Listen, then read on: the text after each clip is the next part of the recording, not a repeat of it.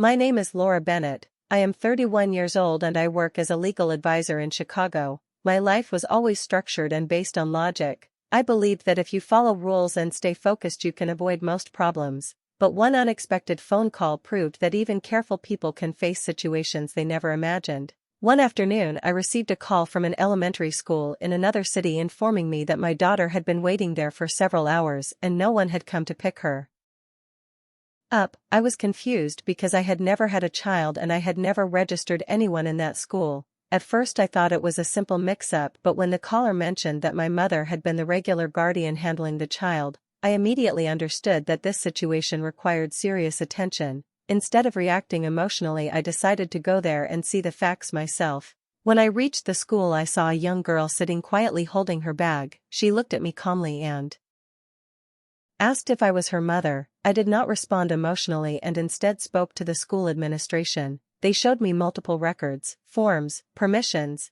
and official-looking documents that had my name as her legal guardian for several years. I examined the signatures carefully and although they looked similar, I could clearly identify differences that proved they were not written by me. This indicated identity misuse done with planning and attention to detail. When I asked about the child's daily routine, they confirmed that my mother had been responsible for picking her up and managing her schooling. This showed that the situation was consistent over a long period of time, not a recent mistake. Since the child could not be left without care, I decided to take temporary responsibility while I investigated. During the drive she spoke in a simple and natural way and shared what she believed about her life. She said I was her mother but very busy and that another woman was her first mother who could not stay with her. This statement created a logical connection in my mind and I began to question past events more carefully. That night I started reviewing records, searching public information, and checking past details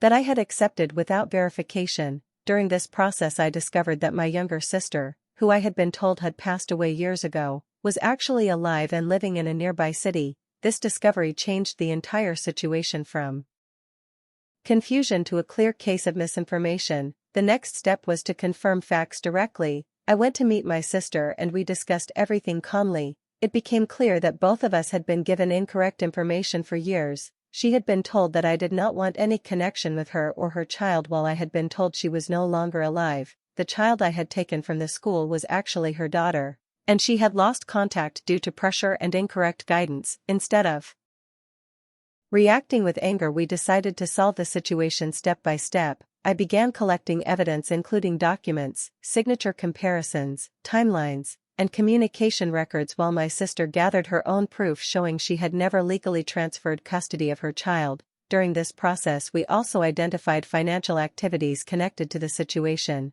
My identity had been used to access family funds under the claim of legal guardianship, which showed that the situation involved both personal and financial misuse. We decided to involve legal authorities and present clear and organized evidence. The investigation required patience and cooperation, but the facts were consistent and supported our claims. The documents were reviewed and declared invalid due to forgery. The identity misuse was confirmed, and legal steps were taken to correct the guardianship status. Throughout this process we ensured that the child was not placed under stress. We explained things slowly and clearly according to her understanding level. Over time she adapted to the truth and started building a natural connection with her real mother. My sister also worked consistently to create a stable and responsible environment for her child. This entire situation taught me that even intelligent and careful individuals can overlook important details when they rely completely on trust without verification. I also learned that reacting emotionally can make situations worse,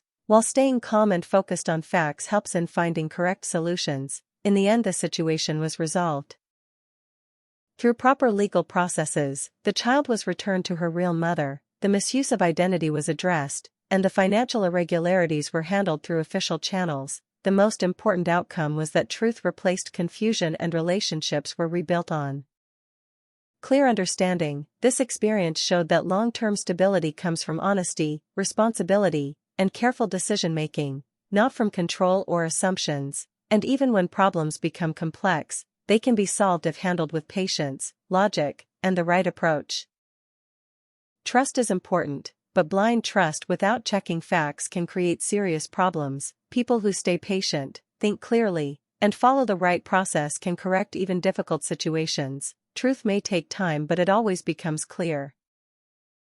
Always verify important information, especially legal and family matters. Do not depend only on assumptions. Handle problems calmly and collect facts before making decisions. Protect your identity and responsibilities, and solve issues step by step with a clear mind instead of reacting quickly.